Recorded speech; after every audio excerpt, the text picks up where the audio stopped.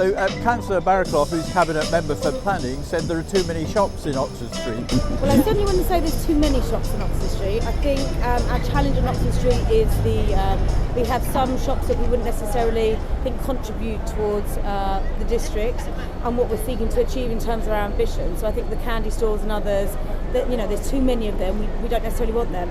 But actually, I think Oxford Street is changing, it's evolving, and what we're seeing is a different type of retail mix. So we've got the experiential brands, we've got Outnet at one end, Frameless now at the other end, we've got the Twist Museum, and we're seeing lots of differing retail offerings and experiential offerings across the street, which is far more exciting, I think, than where we've been in the past.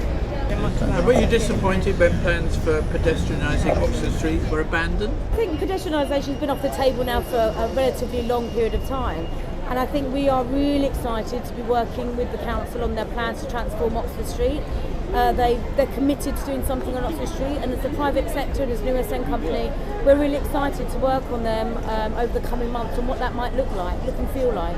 Imminently, I think we'll be coming out with some designs and a refresh look. So we're excited, I say, to be working with them, but I've got nothing concrete yet that I can share. And tell me about this year's Christmas lights. They're 300,000 bulbs, and we're using LED bulbs because they are 75% more efficient. And as you can tell, they're off in the daytime.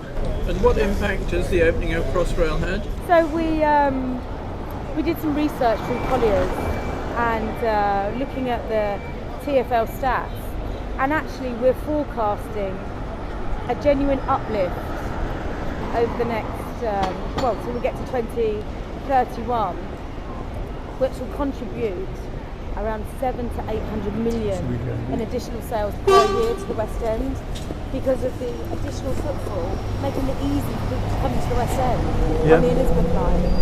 And they're fantastic trains. They're modern, they're big, they're air conditioned, and equally, as you see now, the station gateways are exactly what we should have for people coming into the West End, your first arrival, your first appearance.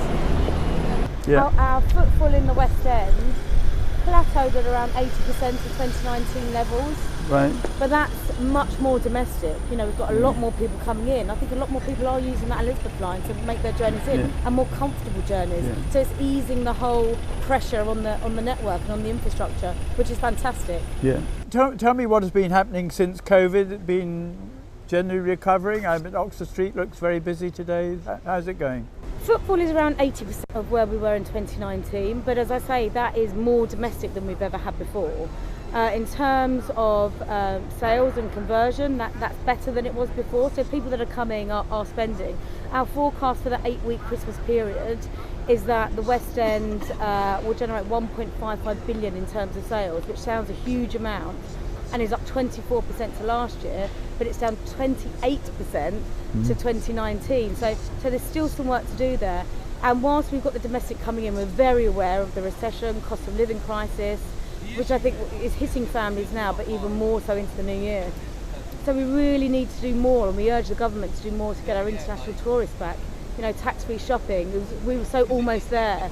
It's really important that we urge the Chancellor to get an independent review of that, and of course Sunday trading in the 2 international centres, no cost to government, but we think could generate around 340 million in terms of sales across the 2 international centres. They seem like a no-brainer, we should really be pushing for those in the West End. And have you had any response from government on that front? We continue to push, we continue to do all we can behind the scenes. We've had our own independent research done to show the Chancellor that actually the cost to Treasury isn't the 2 billion figure that was originally quoted, and we hope we can use that research to urge the Chancellor to get the Office of Budget Responsibility to do their own independent review, and we continue to do that. But I think it'll be a stepped approach. I don't think, we didn't think it would be in the autumn statement last week, and we were right, really. But tourist numbers are a bit down on what you would like.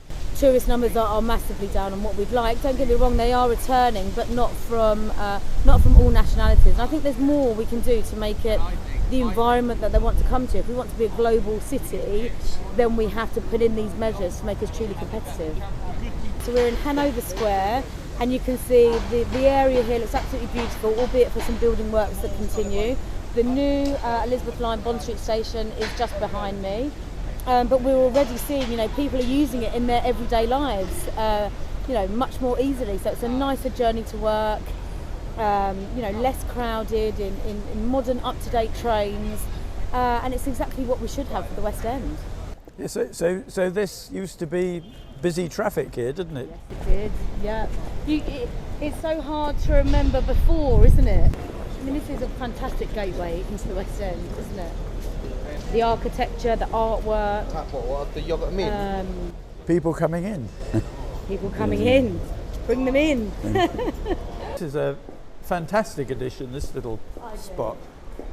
So, you deal with lots of different areas. We're just going into Bond Street now. Here we look after Oxford Street, Bond Street, Regent Street and Mayfair. So we're 82 streets and we represent both occupiers and property owners. So we've got around 600 members. So in terms of the recovery from the pandemic, it's been very different across the different areas because of the makeup of the customers, I guess. Yeah. So if you're more heavily reliant on your international visitor and they're not returning in such capacity, then that's been difficult. But equally, we've seen a new client. Beautiful, new lines. We've seen a new client base in terms of the domestic in the West End, which has been incredible to see, actually. And they've really propped us up since COVID. Much more space. And there's lovely little things that we were able to do through COVID, such as have outdoor dining. The al fresco was really important through COVID. But we've maintained some of that across the district, and this is a beautiful example actually at Fenwick. I know that Westminster were taking some of them out. I think in locations where it doesn't interrupt the flow of pedestrians and there's enough space, and you're not causing a major disturbance or disruption, I think they're fantastic, and it adds to the area.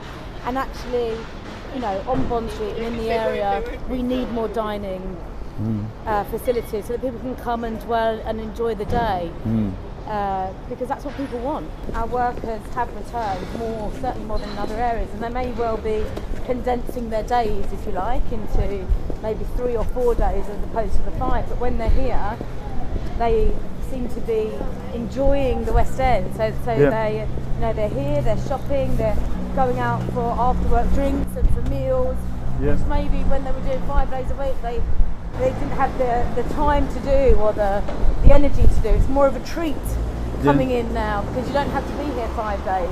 But I think workers are returning to the West End because of our offering, because you can, do your shopping and go to nice places and everything else that we've got on offer here. And some areas just haven't had that. So I think it's been harder for them to attract the workers back. We're certainly finding with our events and we're noticing in the wider West End that people are eager to come back and do in-person meetings, events, probably more than they would have done in the past. I think people have realised that need for social interaction is incredibly important for them.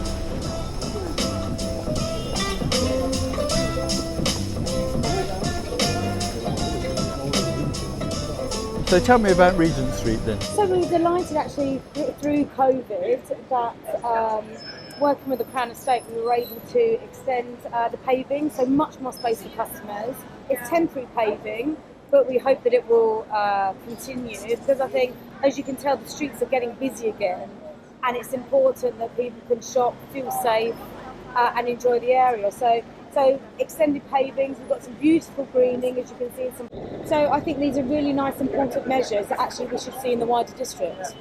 So we're at the back of the Royal Academy, and then our sister bid, the Heart of London Business Alliance, are at the front of Piccadilly.